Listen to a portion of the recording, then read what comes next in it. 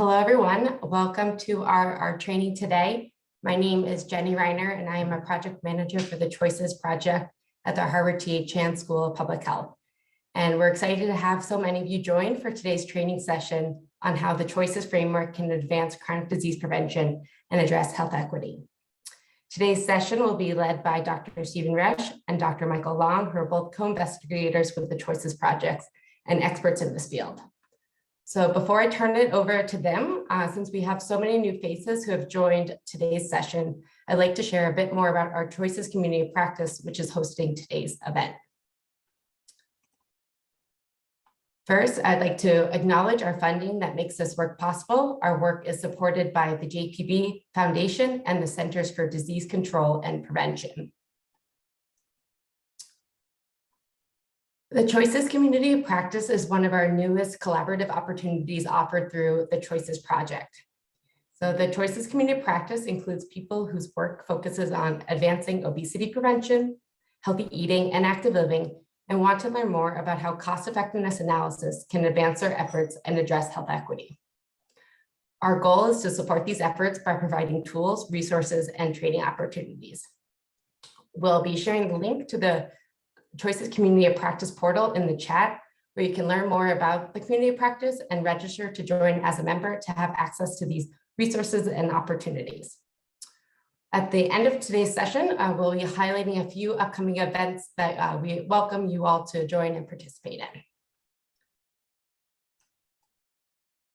in. So now I will introduce our facilitators who are leading today's session. We're excited to have Dr. Stephen Resch join, who is a lecturer in the Department of Health Policy and Management at the Harvard T.H. Chan School of Public Health, as well as Dr. Michael Long, who is an assistant professor in the Department of Prevention and Community Health at the Milken Institute School of Public Health at the George Washington University. So thank you both for joining, and I'll hand it off to Stephen to kick this off. All right. Thanks, Jenny. Just a quick overview of today's plan. The goal here, the aim of the session is to introduce you to some key principles for economic evaluation of public health interventions, like, for example, those to prevent childhood obesity, and explain how the economic evaluation can support program planning and promote health equity, and illustrate these concepts with a few examples from within the Choices Project. And at the end, we'll also highlight some resources and tools that we have available. Next slide, please. And before we get too far along, we wanted to launch a little poll to learn a little bit about you and your experience with economic evaluation, whether you've worked on it before, whether you've had to assess health impacts of programs you're responsible for, whether you've had to estimate a budget for a health program, and whether you've ever had to try to combine those two things together to estimate a cost of a program per unit of health impact that program produces. So we're going to give you, hopefully you can see the poll up on your screen, and you can start to just give your answers to those three questions, and I'll pause here for just a little bit.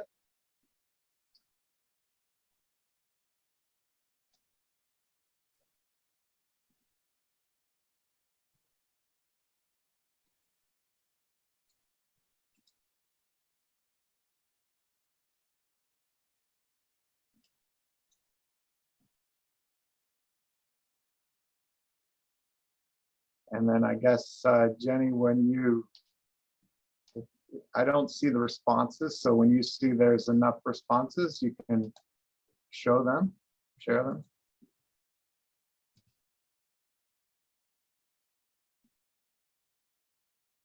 Awesome. So let's see what we've got here. So, beautiful. So most of you have been involved in trying to measure health impacts of a program, and about the same number have been involved in estimating a budget for a program. But it's interesting that very few have often tried to combine those two together, and that's kind of what economic evaluation is all about. So hopefully this will be helpful today. Thanks. All right, next slide.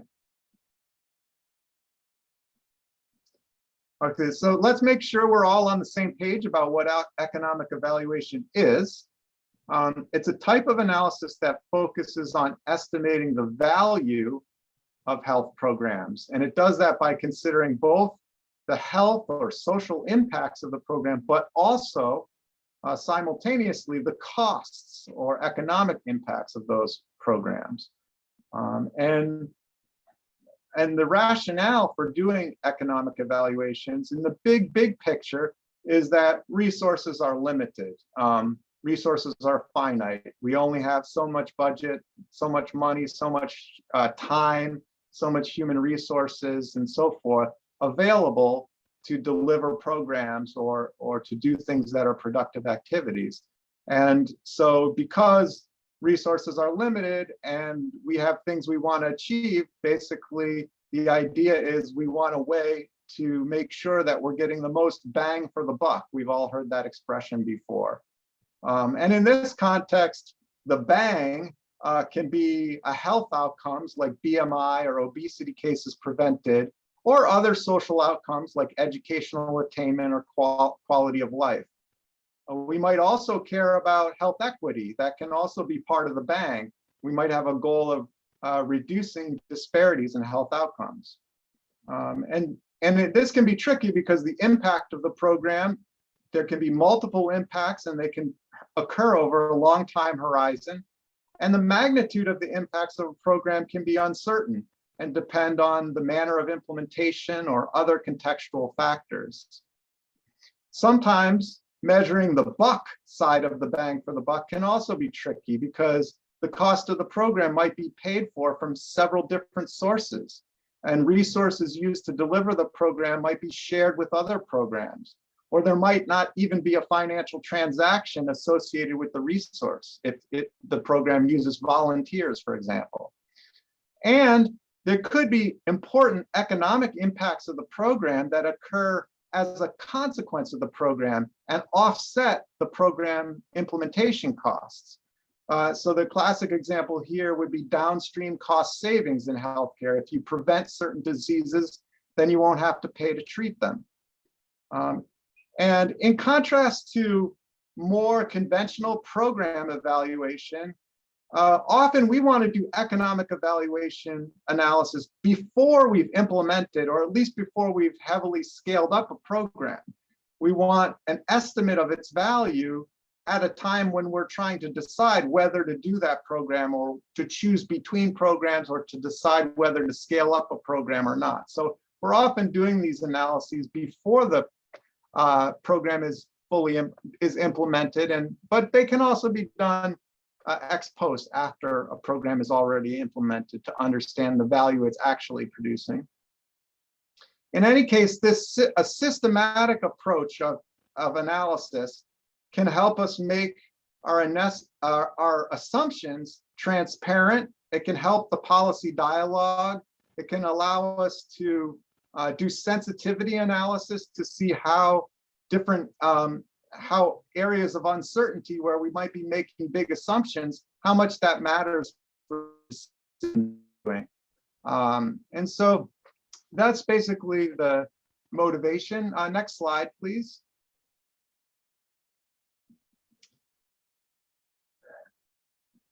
And if you think about in the grand policy process, there are a lot of points and ways you can use economic evaluation. The most basic use, the way economic evaluation is usually taught, is that it's a tool to aid in decision-making, to help choose the best program to implement among a range of choices given a finite budget. But we can also use economic evaluation to help us with program design, with designing an intervention in a way that will maximize its efficiency, because we can learn more about the drivers of cost and impact.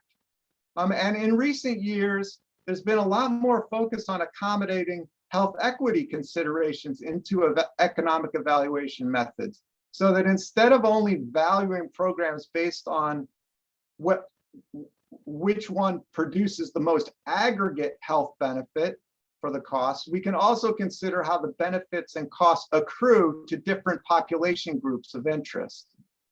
And of course, economic evaluation can be really useful when you have stakeholders or gatekeepers who control funding purse strings that want to see credible estimates of value. They want to know, or what they might call return on investment. And so this can also help communicate value. Next slide, please. And today, of course, we're just doing an introduction to economic evaluation. And so you might wonder, well, how feasible is it to really incorporate this in your own work? And there's different levels at which you can engage with this. At the basic level, even starting today after this session, you can begin to use economic evaluation concepts in your own work, just the way of thinking about opportunity costs, thinking about trade-offs, thinking about costs and benefits, and so forth. And the next step in sort of increasing intensity would be to begin to integrate some cost analysis into planning and evaluation cycle, or to even conduct some short-term cost effectiveness studies, some basic cost effectiveness studies that might just focus on what it costs to implement the program and what the short-term outcomes are expected of the program. And those are things that, with increasing levels of skill, you could undertake. And then, the most comprehensive economic evaluation that really looks over a longer time horizon and tries to look at a lot of the complex disease processes between things like obesity and how it evolves over time and how it leads to disease and costs related to disease. Those types of things, it might be a situation where you're partnering with a modeling team like Choices to do that kind of work. Next slide, please. Okay, so also just wanted to get some terminology out here of some different types of economic evaluation. So we're using that term as an umbrella term for several methods. You can just do a cost analysis that really only focuses on measuring the costs of a program and doesn't try and compare it to health outcomes or consequences. You can do a cost effectiveness analysis, which measures costs and also measures consequences. The key thing about the consequences is it usually focuses on a single consequence and measures it in what we'll say its natural units, like a case of obesity or a case of disease or an infection prevented, those kinds of things. Sometimes you'll hear the term cost utility analysis, which is a variation of cost effectiveness analysis that is special because it uses an outcome, a summary measure of health to measure the outcome, such as a quality adjusted life year, which you may have heard of, or a disability adjusted life year. What makes this special is that in this case, you can combine multiple different types of health effects and compare across them because you're using a common measure of health benefit like a QALY. And then lastly, some of you may have heard of cost benefit analysis or benefit cost analysis. And that's really the same thing as cost utility or cost effectiveness analysis, except that whatever the health outcomes are, they're translated into a monetary value. Sort of what is the monetary value equivalent to the health outcome? And that makes it such that everything is measured in dollars or money terms. And that's what's sort of special about cost benefit analysis. Today, we're going to really just focus on cost effectiveness analysis as the basic type of economic evaluation. Next slide, please. Yes, so let's talk about some of the key principles or concepts in economic evaluation to get to sort of form a basis. The next slide, please. So as I said before, the sort of core purpose of economic evaluation is to measure value I said bang for the buck. Is the juice worth the squeeze? There's many different ways we say this and casually, but that's what it's all about. And in order to assess value in cost effectiveness analysis, the main measure, the main thing we're trying to get to, the summary piece of information, is going to be an incremental cost effectiveness ratio.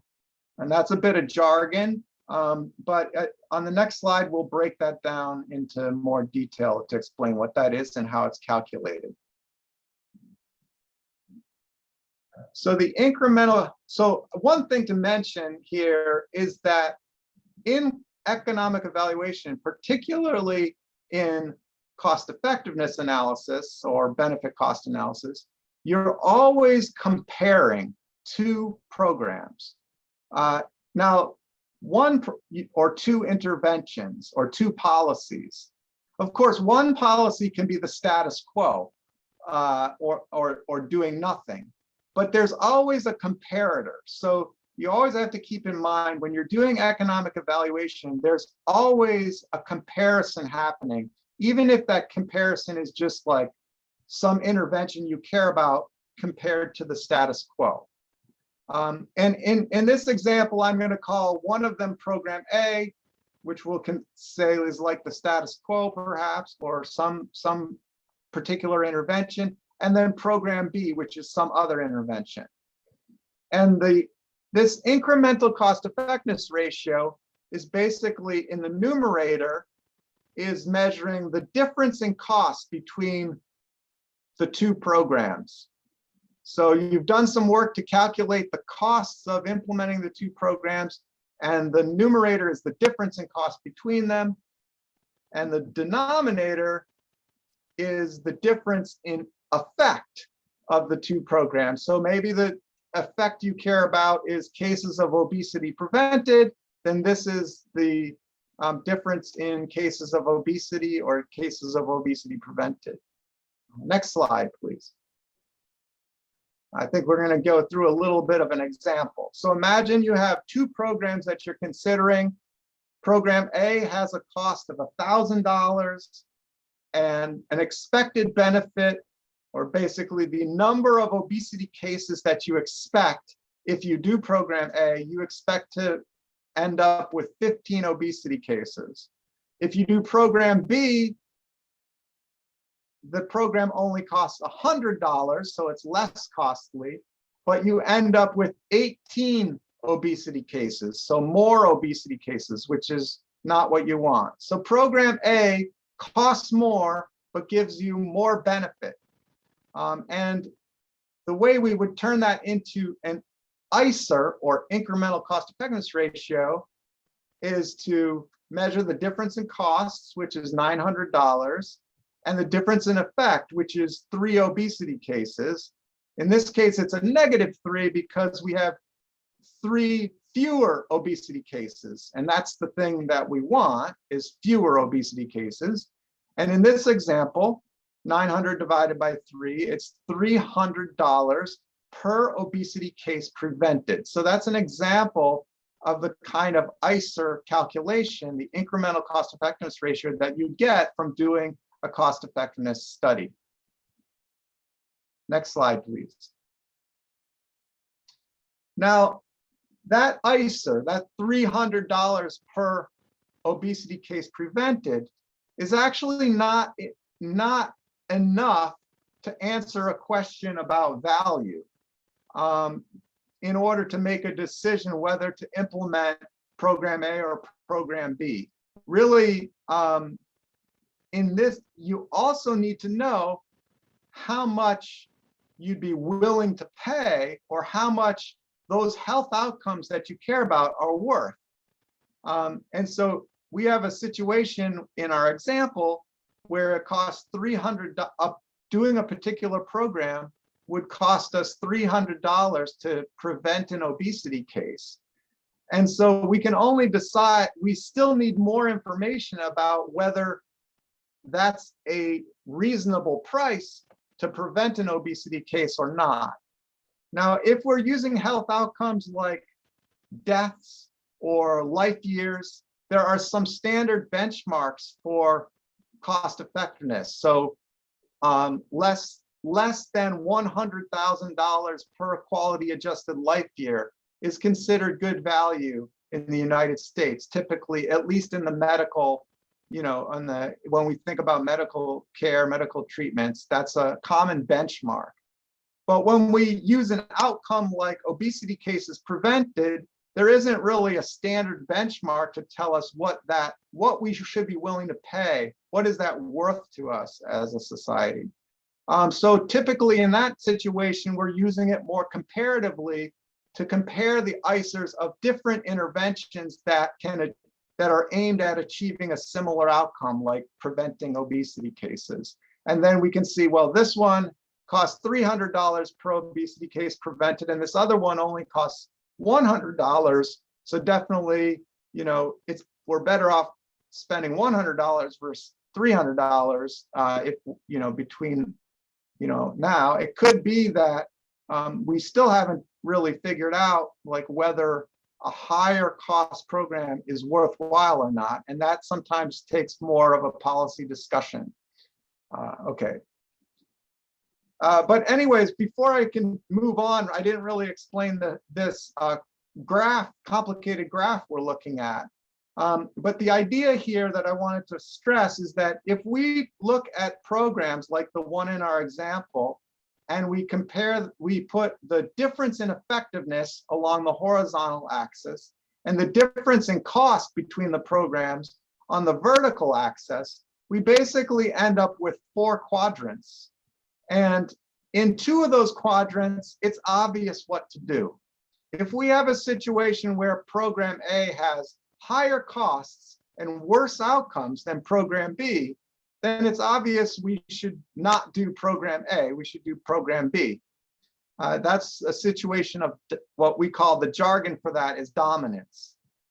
Likewise, if you have a program that costs less and provides more outcome that you care about, that's a situation where that program is dominant. It's obviously the best among the alternatives you're looking at, so you would definitely do it.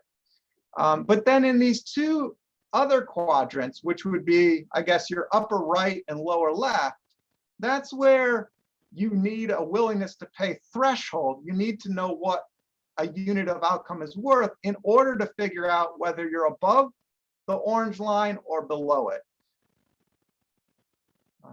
So that's where it takes more work. But sometimes doing an economic evaluation helps you find out that you're actually in the green quadrant or the red quadrant, and the answer to the question becomes easy. In other cases, you have to do more work to figure out if you're below or above the threshold line. Next slide. We've already talked about incremental cost, and this is just an example to make sure you've got that idea, but you could have a nutrition intervention that changes from using white bread to whole grain bread. White bread costs $1.50, whole grain bread costs $3.50, so it's more expensive, but it's healthier, it's beneficial. What we care about in cost effectiveness analysis is just the incremental cost. So if the policy has a switch to whole grain bread, the extra cost of that is going to be $2. And that's the sort of extra cost we're paying to get whatever health benefit is associated with the switch to whole grain bread. Next slide, please. Another super important idea whenever you're doing economic evaluation, a concept that you can use right away is thinking about perspective. So whenever you're doing one of these analyses, you have to sort of take an explicit perspective, and that's going to help you decide what costs and benefits are going to be included in the analysis. And standard recommendations for economic evaluations in healthcare in the US usually recommend take a societal perspective, which means count everything, no matter who gets the benefit, no matter who pays the cost, it should be included. A narrower perspective that's often recommended is a health sector or healthcare perspective. And in that situation, you're looking at costs in the health sector, and you're looking at health benefits only. But there's also often a great interest and usefulness in looking at these interventions from different, more narrow perspectives, such as, a local Department of Health, or from the school sector, education sector perspective, or even from the perspective of individuals who might be participating in the program, or businesses who are affected by the program. Next slide, please. The next important key concept is the idea of opportunity cost. This is one where people get stuck a lot, because when you're doing an economic evaluation, what we're really interested in is the resource use that occurs, and not so much whether there's a financial transaction or not. A lot of times you'll have a situation where a resource is being used in a new program is actually a reallocation of a resource from an existing program. And so the overall budget might not be affected. And so people will often say, well, then it's zero cost. But in economic evaluation, we would say, no, there's still a cost, because a finite resource is now being consumed to deliver this program, which means it's not available to do something else with. And so it has a true opportunity cost. Next slide, please. I think we have a concrete example that comes up a lot in choices, is an issue of training. So oftentimes you might have a professional development training days that are already scheduled. It's already part of the budget. And it's really just a matter of saying, this year our training is going to be on a specific program around bullying prevention, which is going to be replaced by a training on active physical education in order to have an impact on obesity. So there may not be, it might be the same resources being used, the budget might not be affected, but we still want to estimate the monetary value of the labor and whatever other inputs go into that training, because even though those people involved would have already been involved in the training, now, because they're doing the physical education training, they can't be doing some other training. And so there's a opportunity cost there. Next slide, please. So I think this is my last one. So the last key concept is, which I've alluded to already, is time horizon. And this is an area where economic evaluation can really help, especially model-based economic evaluations. There's two key time horizons or time frames that you want to think about. One is the time frame over which the intervention takes place, or the time, which could be the time over which the beneficiaries of the program are exposed to the intervention. But there's another time frame that matters, which is the time frame over which the impacts of the program accrue to the beneficiaries. So you could do a program, early in life around physical activity or nutrition, which might have an impact on excess weight. Over time, that might have an impact on the incidence of diabetes, and in the long run, that might have an impact on mortality. And you have a choice in your analysis about what kind of time frame you're going to look at. Of course, the farther out into the future you go, the more uncertain the impacts of the program might be. But it also means that you're getting a fuller picture of the potential benefits. I think at this point, I'll turn it over to Michael to pick up on applying this directly in the choices context. Thanks, Steve. Next slide, Vinny. And I guess this is an example of thinking through what you actually do when you're dealing with an intervention that hits something like physical activity or BMI, and then you want to capture the health impact, the return on investment. If you wanted to do any of the cost utility, you would need to go out longer in the time horizon, in the analytic time horizon. And in that case, you're going to have to use some kind of decision analytic modeling to project into the future. And I think we have focused on aligning the standard intervention evaluation timeframe, where we say it costs this much to get this kind of behavior change, this kind of short-term change in BMI or even obesity, but we are also focused on modeling forward in time, and we think communicating both of those things is important to decision makers. The next slide, please. So, for example, with sugar sweetened beverage taxes, excise taxes, which I have spent a decade thinking about, I guess, or more, it seems, but it's actually very important to many stakeholders to understand what the effect of the intervention would be on the consumption of sugar sweetened beverages per day. And we have evidence on what that would do to BMI over 18 months. So we can say things with strong evidence about, well, we see changes in purchases and consumption and BMI over a short enough period that you could actually follow people, and we base it on a real trial. But that we also model over 10 years healthcare costs, cases of obesity, quality adjusted life years. And that 10-year time horizon, we chose to align in part with the Congressional Budget Office 10-year budget horizon, and a number of other agencies follow that kind of thinking. But we also have noted that the 10-year horizon does not capture the full benefit for many interventions, and does, as Steve mentioned, get uncertain as to what's going to happen, particularly when you're intervening in early childhood. But I think there's interest to model out for longer time periods, and we have been talking about that. And I know the CBO uses a 25-year time horizon for their long-term budget outlook. But with the graphic that Steve showed of the early childhood intervention and effects on mortality, that's not even close to long enough to capture the full effects that are 50, 60 years out. And you see with a lot of vaccination programs, HPV, for example, where you have a lot of advanced cervical cancer, 50 years, 60 years old with a vaccination at 10, 11, 12, you're going to have to think 50 years into the future to really understand the benefits of the program. So we have taken this, let's focus on the short term, very real, and then let's go out 10 years aligned with current thinking on projecting in policy making, and then let's still continue to talk about a longer time frame. Next slide, please.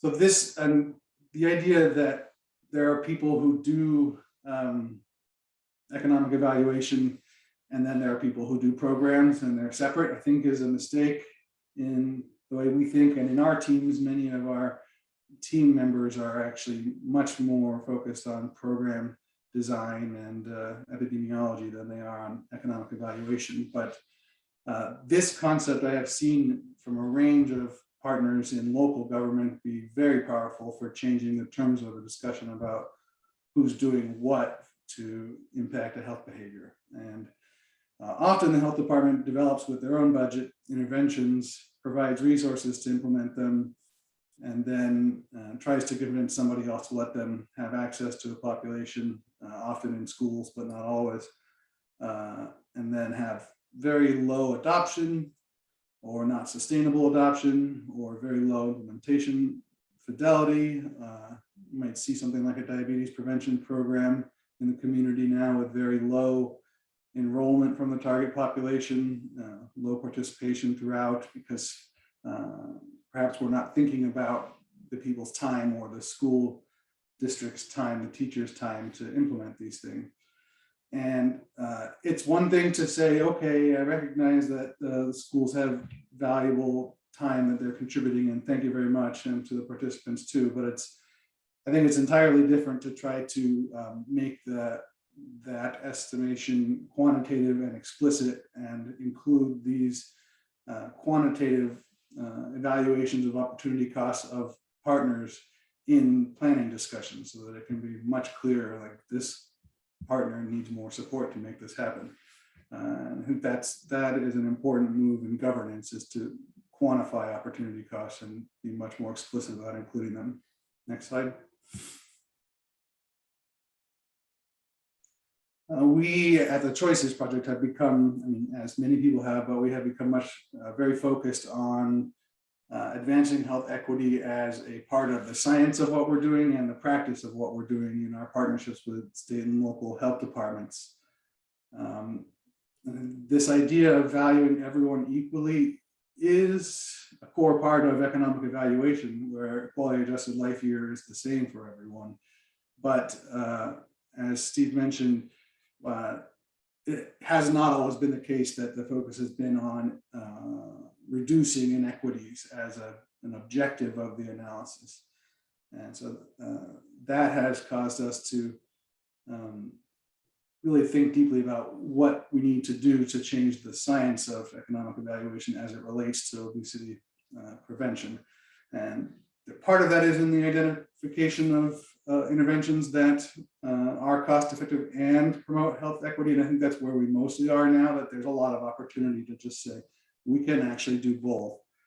I think a second piece that is not, I don't know if it's as important, but it is very important that we use the power of economic evaluation processes to enhance procedural justice within health planning. There are a lot of people who are just left out of the process, and the history of economic evaluation is that more stakeholders are brought into decision making, and by making the terms of the process explicit, it's a fairer procedure for the selection of an allocation of resources. So I think that is a good thing about the field that balances some of its inattention to specifically considering equity in the past.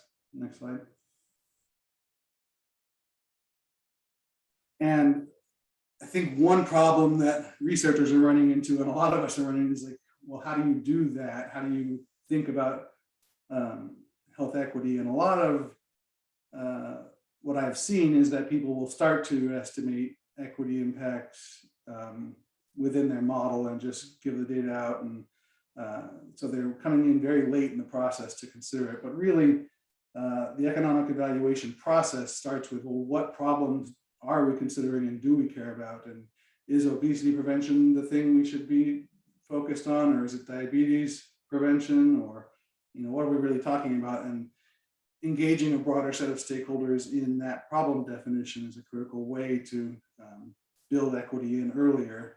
This selection of potential solutions or alternatives is in the field of economic evaluation is very important, because the value, the incremental value, depends very much on your comparison. So there's no such thing as value in a vacuum. And so if you select the wrong set of alternatives, and ones maybe that don't focus on enhancing equity, you're not going to be painting a full picture of what could be solutions to the problem that might also impact equity. I think the perspectives, particularly including the perspectives of individuals, is something that's a major focus of the field and can have a big impact on thinking more explicitly about equity impacts. And then the data sources, the quality and the analysis. Yes, people are focused here first, but a lot of times models don't have enough information to get good estimates of different impacts across different populations. And a lot of trials are underpowered to do so. And we've been working on trying to figure out the different mechanisms by which different policies or programs could enhance equity. But there's certainly an information gap in terms of measuring differential impact or differential risk. And so I think it's incumbent on people who are building surveillance systems to think about how they can be used later on in planning and evaluation and in modeling. And then lastly is this interpretation and dissemination. I think you have to make more effort to reach the right populations, to put the results in the right frame so that you are making an argument that I think you can advance health equity as a core goal while also achieving your efficiency or economic goals. Next slide.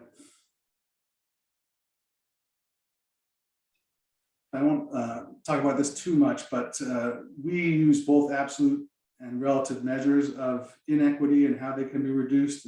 Absolute in terms of the difference in the number of cases of obesity between populations. You can measure whether that difference goes up or down. And you can also measure the ratio of obesity prevalence. And whether that changes in a positive way or not.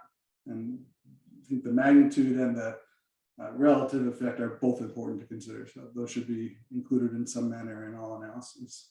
Next slide. And we have thought a lot about mechanisms, and I think what we've landed on so far is that some interventions, like WIC, you focus on a particular population and it's going to have an effect of enhancing equity because you are targeting a beneficial program to a group that is experiencing inequities. Separately, you could create an intervention that reaches everyone, but the underlying behavioral risk varies by population, and reducing that behavioral risk would differentially improve the health of populations experiencing health inequities, like a sugar sweetened beverage tax. So that's where we're seeing most of this now, and less so in the differential response to interventions and other mechanisms, but I think we're still working on this piece. Next slide. I wanted to go through just a few examples of what we've been doing, and next slide, please. And the examples are Oklahoma implemented a WIC intervention, and this is, can you use these methods to actually choose a program and then implement it? Denver implemented the STAR intervention, and here the focus was, in both of them, was on health equity, but it was an example in Denver of refining a program to improve efficiency. And then in California, the goal of the analysis, I think at the very beginning, was to say, we want to know the total impact, but we also want to see how this could affect health equity. And we want to see this in groups that are important to California's health policy. And this is a policy that has been debated a lot in the state, but hadn't had this kind of focus on health equity yet. Next slide.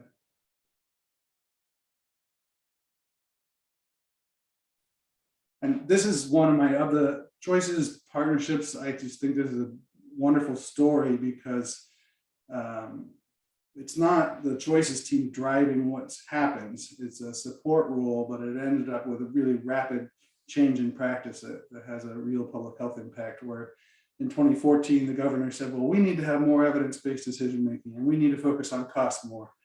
And health leaders in the state during that time said, well, we could focus on obesity prevention, and WIC would be a good opportunity. And through the Learning Collaborative partnership with the Choices team, they were focused, the team was focused on evidence strength within WIC changes, and then those that were feasible and cost effective. So I think they maintained the focus from their local policy environment and determined that reducing screen time had really strong evidence, and within WIC had strong evidence, and that they could actually just, with the cost effectiveness analyses, they could actually just go and do this. So, next slide.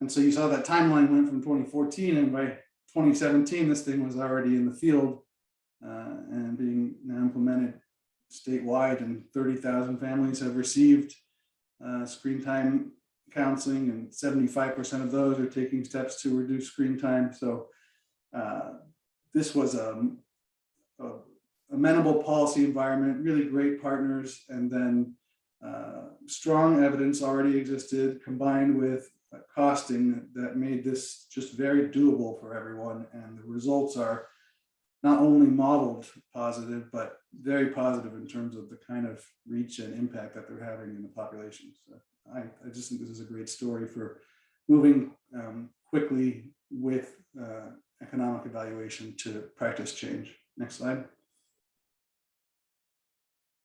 And this is a similar story where Denver Public Health, they were focused on enhancing health equity. They identified STAR intervention, clinical intervention with decision support that they thought could be implemented, and figured out a way to lower the cost, to refine the implementation by replacing the expensive mailings from the trial with the text messages in a system they already had.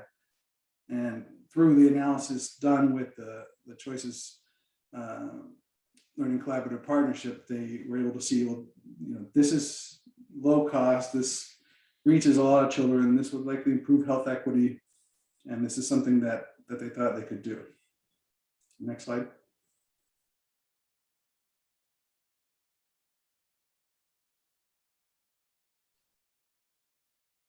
And I think it's one thing to say this is cheap, like, yeah, we could do this, versus let's get some really good cost estimates on whether this works. And there's already a pretty good trial showing that this can have positive health effects. And when you then compare the cost estimates from this analysis with Choices to to what their budget was already, they're like, yeah, we can definitely do this. And so now there are 11 health clinics implementing it, and they're rolling out training materials quickly. And so this is another example where when you combine strong evidence of effect with rigorous costing and some modeling and think about equity, that it makes it very easy for local partners to move ahead with a program that they were interested in, but didn't have necessarily full buy-in prior to doing this kind of work. Next slide. So there's not yet an excise tax on sugar sweetened beverages throughout California. It's not that story, but this is a partnership with the State Department of Public Health and the County of Santa Clara Public Health Department to evaluate a 2-cent per ounce excise tax on sugar sweetened beverages, which is, I think, moving to become more standard from the 1 cent per ounce. And then next slide. This, I think, and the focus, as I mentioned earlier, was always on painting a clear picture on what the health equity impact would be of the intervention. And I also noted that Choices focuses on both near-term changes in behavior and other health outcomes, along with modeling healthcare costs and obesity prevalence and other health outcomes, quality adjusted life years over 10 years. So this is, if you were to look at the first year after implementation, how many servings would be reduced per person by race ethnicity, which is one of the contrasts that the partners in California wanted to see. And here you see it's almost double the reduction in Black African American Californians, and not quite that much, but substantially higher in the Latino population. So we would expect, and we did model this out, that you would see a larger positive effect on health of making that change. Next slide. So that is what happened, is that we estimated that Black African-American Californians would see a 39% greater reduction in obesity prevalence than average. So if the comparison was to all of Californians, and that is the relative measure of reduction in health inequity that we talked about, and that Latino Californians would see a 33% greater reduction in obesity prevalence than average. So the core point of the analysis is this is actually going to substantially advance health equity goals in a state by reaching the whole state and having much larger positive effects. It also has large positive effects on the whole population in terms of preventing cases of obesity and childhood obesity. And then the cost impact is important. It's the return on investment outcome that Choices uses is this dollar, the healthcare dollars returned per dollar invested here. So if you spend $1 implementing this tax from both business and government, that you're going to get $47 back, and then you'll get $1.8 billion in healthcare savings. The next one, very important, is because of the way people respond to price changes on these beverages, they'll actually save money. $142, I think, is the household estimate per year that can be spent on other things. So that's a piece that had been used to oppose sugar sweetened beverage excise taxes in the past, and now being very explicit that households are going to save money, it's going to enhance health equity, and it's going to have a substantial effect on the health of the population and healthcare costs for the state. Is this, I think, is a good example of the way that partnering with the Choices team can give these state and local partners a complete package that fills in a lot of gaps in the arguments that they've been making for a number of years. So I think this is probably somewhat of a template of the way moving forward, where we try to address a lot of arguments and make sure that we've modeled them explicitly, as opposed to focusing only on the single target of obesity and healthcare cost savings. Next slide.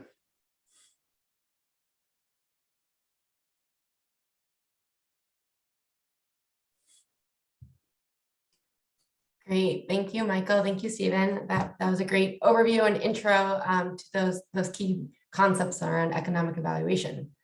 So we now have a few moments to answer some questions. So if you haven't yet, feel free to share any questions in the Q&A field. And we have a couple that have come in.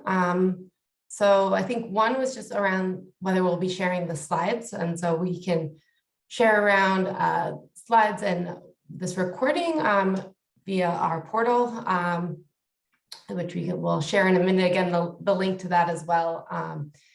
And if you have any other questions, feel free to follow up with us as well. We'll share our email at the end. And then the next question is around the equity aspect around a sugary drink tax. I thought, Michael, you could speak to around whether these are really truly equitable, given that some populations experience greater food insecurity and less access to healthy foods and education. So this is a great point, and I think it speaks to the perspective, and that's what that household cost savings speaks to a little bit, is that actually this isn't just a cost on households. There can be a shift to spending on something that they with the price change prefer and maybe healthier. Could just drink water and save a lot of money. But I think it's an empirical question too. You can see what happened in Philadelphia. You see that the actual implementation of these policies enhances health equity in populations. And the question on education and access, I think about how much marketing is used to get people to drink these sugary drinks, and then also how much of it is targeted by race and ethnicity and targeted to children by race and ethnicity. So I don't think we're operating in a vacuum or arguing that policy should be put in place without pretty substantial corporate interest in the reverse objective of increasing consumption.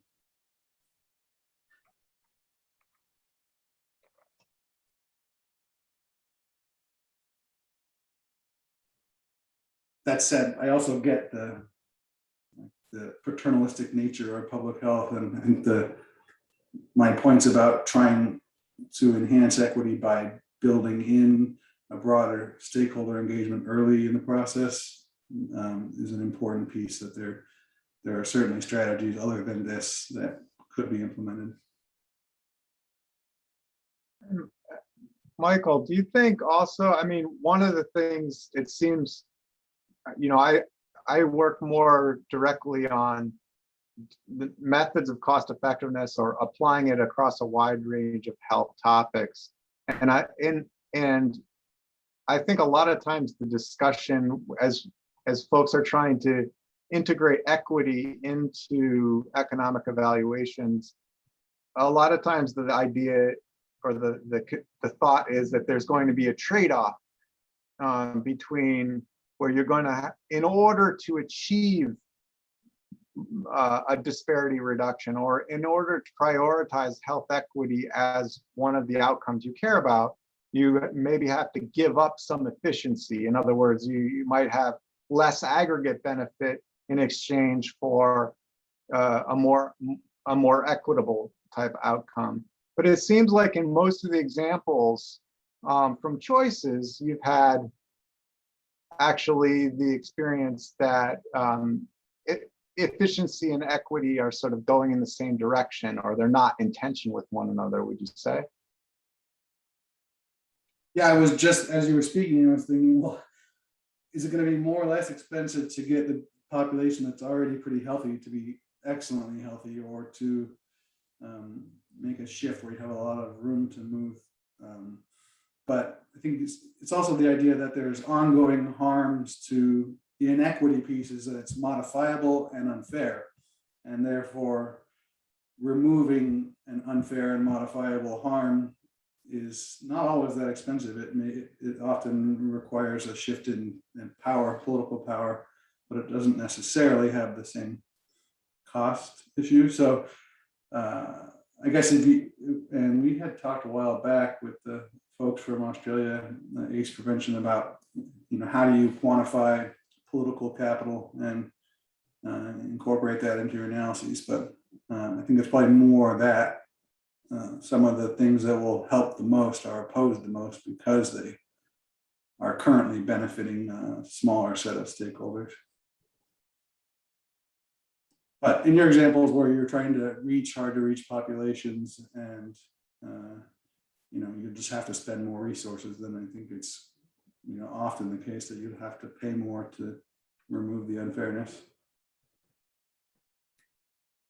Great, thank you, Michael, and thank you, Stephen. Well, I think we're just about at time, so we're gonna just highlight a few resources and upcoming opportunities. But first, I want to thanks Stephen and Michael for joining and leading us in this introduction today. And we hope to have you guys back soon for another training.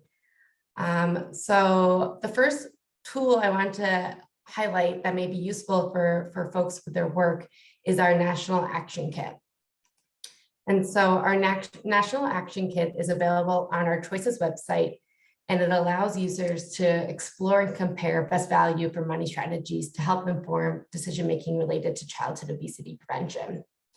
And so the Choices team has projected that the national population reach, impact on health, implementation costs, and healthcare cost savings for 15 effective strategies that can be used in multiple settings.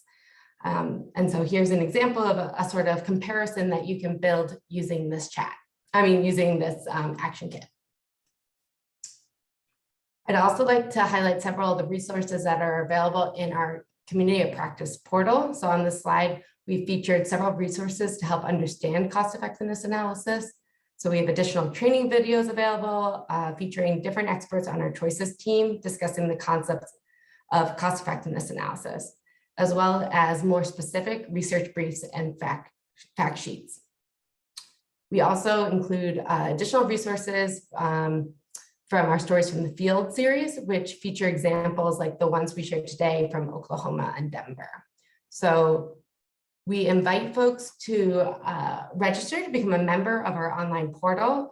It's free and easy to do, and you'll have access to these resources as well as be in the loop for some upcoming activities. So our next session will be on November 16th from 12 to 12:50. It's a coffee chat, which is an informal yet structured conversation on a relevant topic. And the November chat will be on strategies to reduce screen time. And then we'll also be hoping to have another session on another training session. So we're going to launch a quick poll here to see if folks have thoughts on any future topics that would be of interest to you for future training sessions. And again, we feel free to email us with any questions or follow-up suggestions. Where our email is at the bottom of the screen here, choicesproject@hsph.harvard.edu. And with that, I think that concludes our session. And we thank you all for joining today. And we look forward to connecting with you all on future events. And thank you again to Michael and Stephen for leading us through today's session. Sure thing. Great. All right. Bye, everyone. Thank you.